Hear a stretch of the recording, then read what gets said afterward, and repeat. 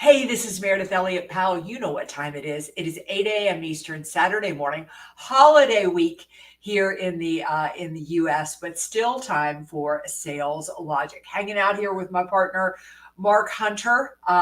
Been a good weekend so far? It's been a good weekend. We were both talking before, and we got a lot of stuff. You on kind of the fun side, I'm sure, a lot of tennis and golf and so forth. And yeah, you're right. I did a little too much work, but it's okay. It's okay. Well, it's a big celebration weekend. A lot of parties, a lot of that kind of stuff going on. But I don't know about you, Mark. It has been hot here in Asheville, North Carolina. I can't even imagine what it's been like in Dallas, Texas. We were sitting outside watching fireworks at 10 o'clock Thursday night, and yeah, it was like 100 degrees or whatever. Yeah, it was hot. So anyway. Yeah. So anyway, we're hoping for a little rain today, but I'm going to go ahead and get us started.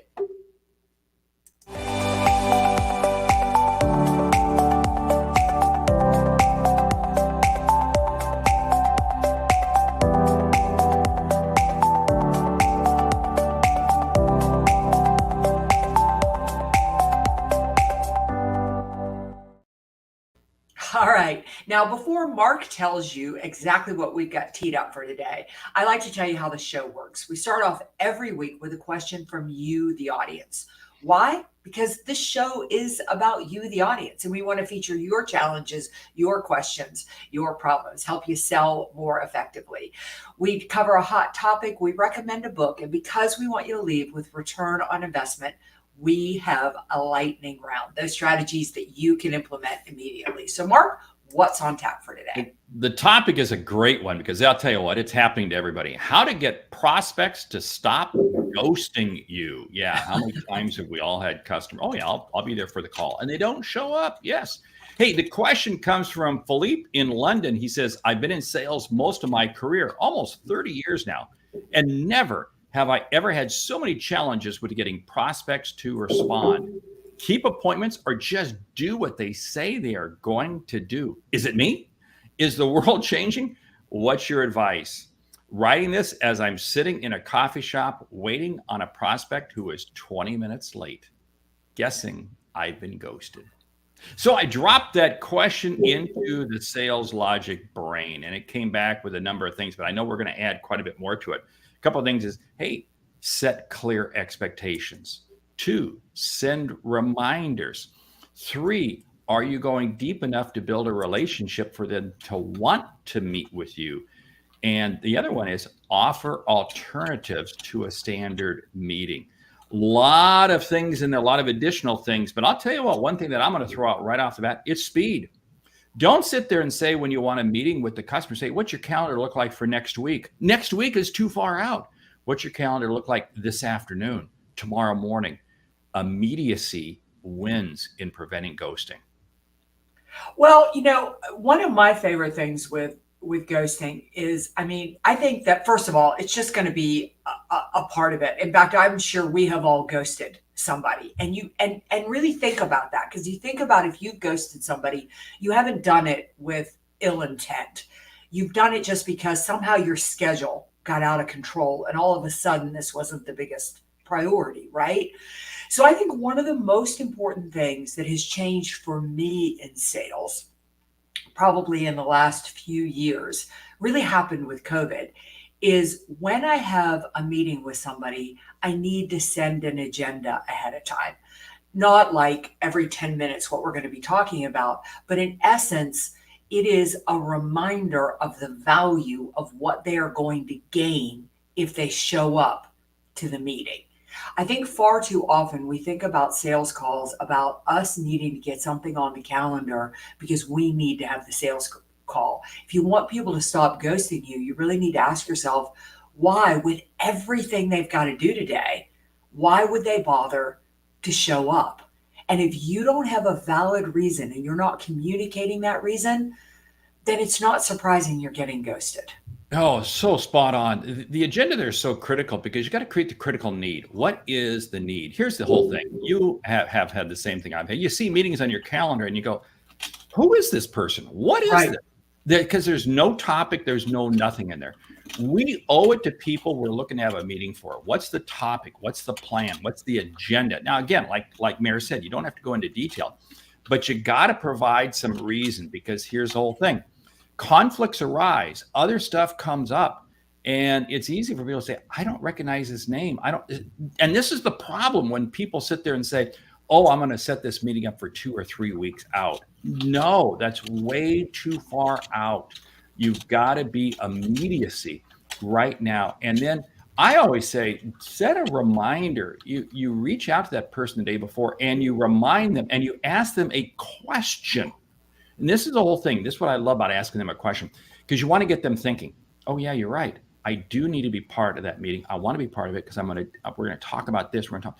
You share with them one little question, one little piece that's going to entice them even more to say, I got to be there for that meeting. I'm not canceling this. Yeah. I mean, I think I think those things are really important. I also think that, if you're getting ghosted, you need to ask yourself, did I choose the right prospect? I mean, we've got to go back to the beginning. Is somebody truly a candidate, for what I'm selling and what I'm doing? Or am I just trying to get a sales call on the schedule because I've got to get my tick mark in for the week or for the month? I had one that I blew off the other morning because I wanted to go play tennis. I didn't ghost him. I let him know I wasn't going to show up, which is, just, I guess, half ghosting, right?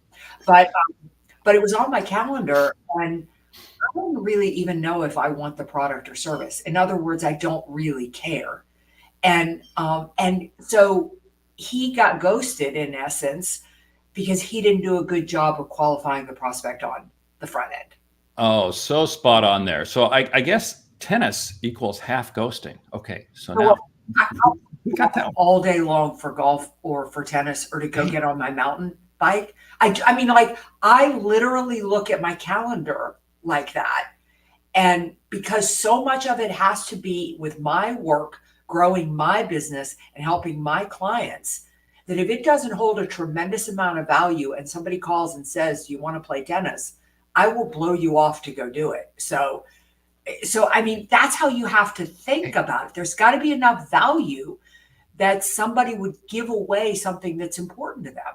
And this is what's important for the salesperson to understand. It's not value to you, the salesperson. It's value to you, the customer, to understand.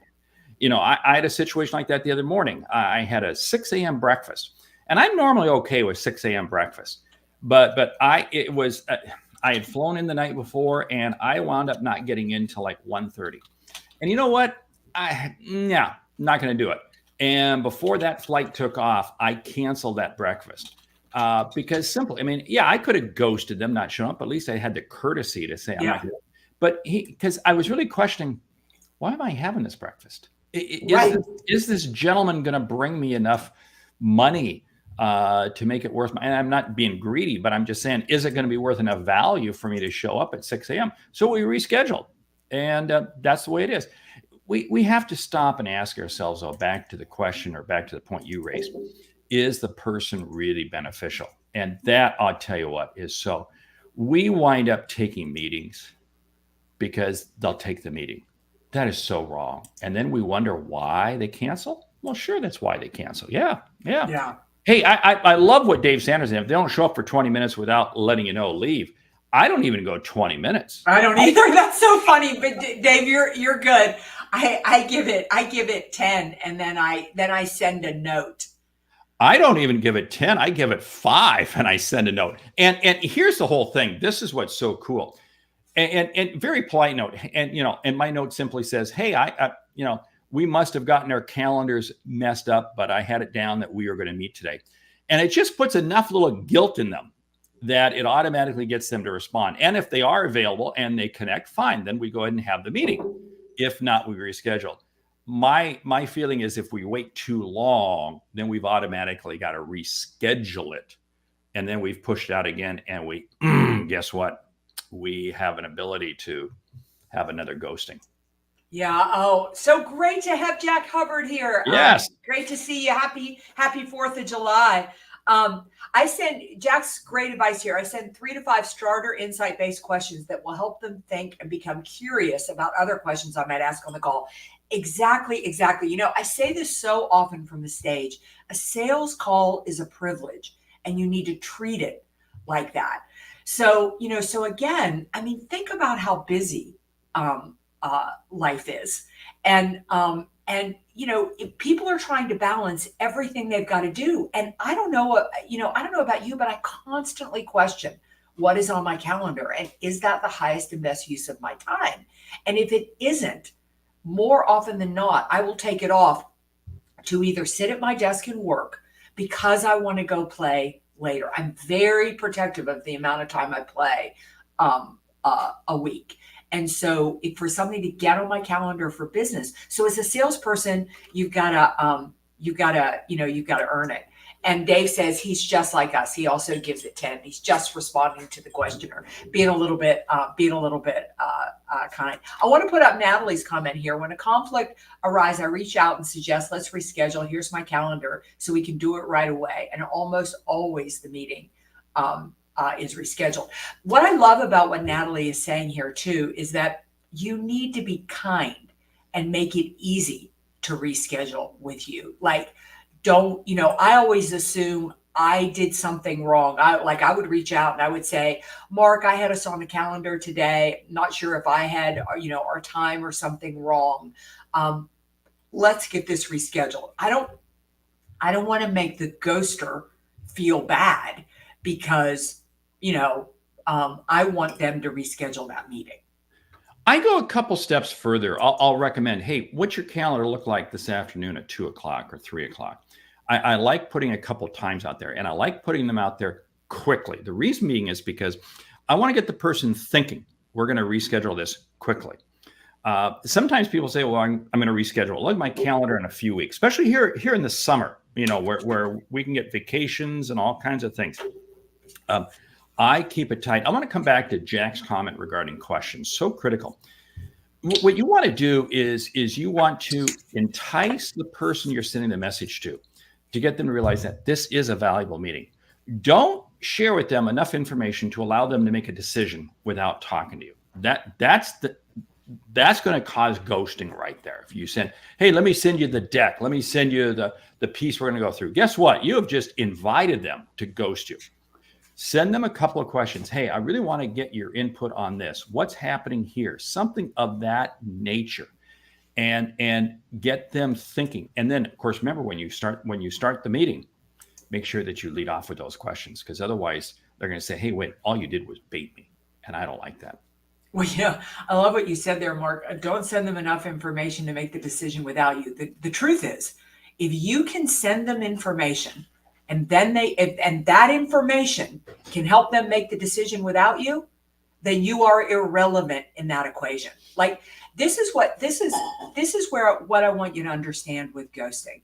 If you are getting ghosted, blame it on yourself, because that is where the central point of control is. And the central point of control is, I think that salespeople add tremendous value, but you have to set that call up, and you've got to realize that this person who's probably about to spend a lot of money with you is debating what is on their schedule that day. And they are asking themselves, why should I give this person 45 minutes of my time? And if I could make that decision by just reading a presentation, then I would rather just read the presentation. If I could do it watching a 5-minute video, I would rather do it watching a 5-minute video. So you've got to ask yourself as a salesperson, what am I bringing to the table that this person on the other end can't live without? I love what you're saying here. I got to put up conversation from Larry. Here's something about Larry Long. Your personality enters into it. Do they want to meet with you? I mean, are you a person who they want to spend time with? And Larry Long Jr. has a personality. I mean, we all know it's bigger than life. Who doesn't want to sit down and meet with Larry Long Jr.? That's that kindness and easy to work with. So you got to ask yourself, if they're ghosting you, is it something about me? Now, I'm not meaning to get personal on that, but you got to stop and ask yourself, why? Because here's the whole thing. Again, the most valuable asset anyone has is their time. And oh, by the way, salespeople calling all of us out, it's not our time, it's the customer's time. You Yeah, better exactly. make it absolutely valuable. Yeah. Yeah, I love what Dwayne says here. Never propose anything without legs attached. He says he can't remember who said that, but it's a great quote. And oh my God, Jack, you are always so full of so many great nuggets. Don't forget about the gatekeeper. They're going to make sure that that their boss shows up. I love this tip because Mark, I don't know about you, but the moment that I find out the person that I'm calling on has an assistant who is setting stuff up, that becomes my person that I am schmoozing with, that I am talking with, that I am engaging with for two reasons. Number one, they're not only going to make sure they show up. Number two, if that person ghosts me, they're going to be the one who helps me get that appointment rescheduled. I was just working with a speaker who I got to join NSA and is going to come to Influence, and pretty much he right away put me in touch with his assistant. She's done everything from getting she did the sale, she got the membership application done, she got the registration for Influence, she did all that kind of stuff. He was kind of my secondary. See, this is so key, knowing that assistant, the gatekeeper, whatever, because also many times that gatekeeper assistant, what they do is at the beginning of the day, they put in front of the person who they're working for, here's a list of meetings, here's the times, et cetera, et cetera. And if they know your meeting's at 10 o'clock and you're, hey, you know what, they're going to make sure they circle, hey, make sure you're at that meeting, make sure you are ready for it. It is so key. And that also pertains to the follow-up, because again, they're going to help you make sure that if you are setting up the next step meeting, you're setting up the next event, they're there with you. And again, many times they actually really have more control because they just exhibit it than the actual decision maker that we're looking to reach. And that's so key. Don't diss those people. Hey, I love what Hugh is saying. You know, unconscious mind is telling them all the reasons why they should not move forward. Ooh, our job is to make sure we touch them in a way. Yeah, and this comes back to really doing a threefold approach. A, it's the reminder ahead of time. B, it's engaging them in a way in that reminder. Here's something of interest. I've got to really discuss this. And C, being a person who they want to meet with, whether it be the personality, whether it be the company you represent, whoever it is, but saying, I don't want to skip this meeting. Yeah, I just kind of had this happen to me last night. We were on our way to dinner with some friends, and my phone rang, and it looked like spam. I didn't know what it was, but they called back 3 times, so I picked it up on the third call, and it was some guy cold calling me about something. And I said, it's 7 o'clock here on the East Coast in the U.S. I'm headed to dinner with friends. He said, when would be a good time to talk? I said, I don't have time to connect about this now. Hung up on him. When I got home at 10 o'clock last night, the very first thing in my inbox was an email from him, and it was just 5 bullets of what he was offering, and all 5 bullets focused on the value to me, on why he was reaching out for my business. It was powerful. I set up a call with him. So Hugh is making such a great point. I mean, that guy took a cold call that I basically hung up on him and basically said, you're calling me at the wrong time. No interest in setting up a call with you, and completely turned it around by doing exactly what Hugh is saying here. Let's run with that for a second, because what he did was he pivoted to a different medium. Mm-hmm. Keep calling. No. He pivoted to a different medium and went to email, but he kept the email in the immediacy, because you hung up with him at 7 o'clock, but he popped the email back to you right away. He undoubtedly had it all ready to go, but he created in that email enough value, and that email was short enough for you to just get enough interest to say, I think he did not share with you enough information to make a decision. And that's what's the only decision you made was to have a call with him. And that's what he was looking for. I love that approach. Yes. Yeah, absolutely. Well, Mark, we are burning time here. We probably ought to get to the book. We are. Hey, the book. And it's funny because I had not heard of the book. I downloaded this morning. I already started reading it on my Kindle. $100 million leads, How to Get Strangers to Want to Buy Your Stuff by Alex Hormozy. Yeah, this book was sent to me kind of out of the blue, and I got to tell you that the title is really what captured me. Not the top of the title, but How to Get Strangers to Want to Talk to You. And throughout the book, he's just got great tips and great strategies for doing what we're all trying to do, and that is to get the cold call prospect to not only respond, but to actually show up and want to have a call with you. And most of them are really based on the things that we have talked about here today. And that is really, are you bringing value to the call? I want to emphasize with the conversation that we're having this morning, what goes with the book, is if you have been good at this in the past, you're not good enough now. And I really want to emphasize, because I've had to analyze my own sales strategies. I think it's harder than ever to get in front of people. And I think it is just because people's time is becoming shorter and shorter and less available. And they are bombarded with things that they've got to do and things that they've got to focus on. And so you've got to reevaluate your own strategy and really reevaluate what you're doing. Because think about this, and again in this title, is this person doesn't know you. They know nothing about you. They may not even know they want your product. And you've got to ask yourself, what can I do to get their attention? And that's got to be creative, innovative, and value add. To them, not to you. And that's Right. what's absolutely so critical, because it's easy to think it's a value to us. It's easy for us to talk about our product. Remember, customers aren't buying a product. They're looking for a solution. They're looking for something to help them. Hey, with that, we need to jump into the lightning round. Lightning round, top 10 strategies to increase your sales discipline. Go.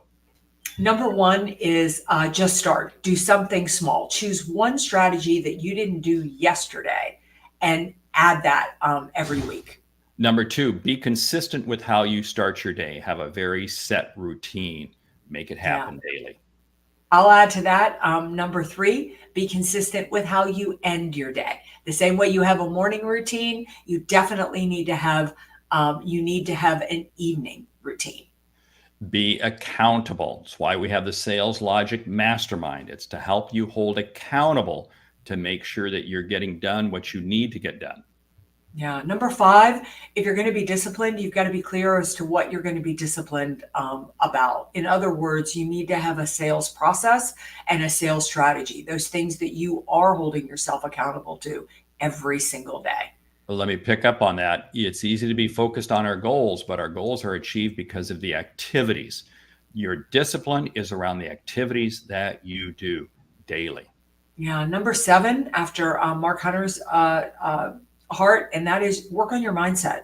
I mean, if you want to be more disciplined, you've really got to take the time every day to quiet your mind, really think about what you want and what you want to accomplish. In other words, be intentional. Sorry for running a little long on this, but I think it's important. No, that's okay. Yeah. You need to, like, what I mean is what I'm like, think about what your goal is, and is what I'm doing moving me closer to the goal or further away from the goal? And work every day to focus on those activities moving you closer to the goal. I'm going to pick up on that. It's what I call R or G. R is everything you're doing driving revenue or helping you achieve your goals. If it's not doing one of those two things, why are you doing it? Yeah, I'm going to say reward yourself when you had a week of being really, really disciplined, and then forgive yourself when you slip here and there. Everybody's going to have a bad day. Just get back on the horse the next day. Number 10, play the long game. As Mara said, there are going to be slips. It's okay. Keep your focus on the long game, and it'll be amazing at what you'll be able to accomplish. With that, we want to say, hey, thank you for listening to Sales Logic this week. If you like what you hear, subscribe, rate, and review the show on your favorite podcast app. Something we've said has earned you $1. Hey, consider telling a friend, because it's how we grow when we help you grow. Sales Logic Podcast. It's just bringing you value every week. I'm Mark Hunter. And I'm Meridith Elliott Powell. Remember, when you sell with confidence and integrity, all of this uncertainty suddenly becomes your competitive advantage. And the sale becomes logical. All right. Mark and I will see you right back here next week. We're going to be a little earlier next week. Mark's got to catch an early flight. So instead of 8 a.m. Eastern, we will be on at 7 a.m. Eastern. If you can catch us live, catch us live. If not, don't forget the recording.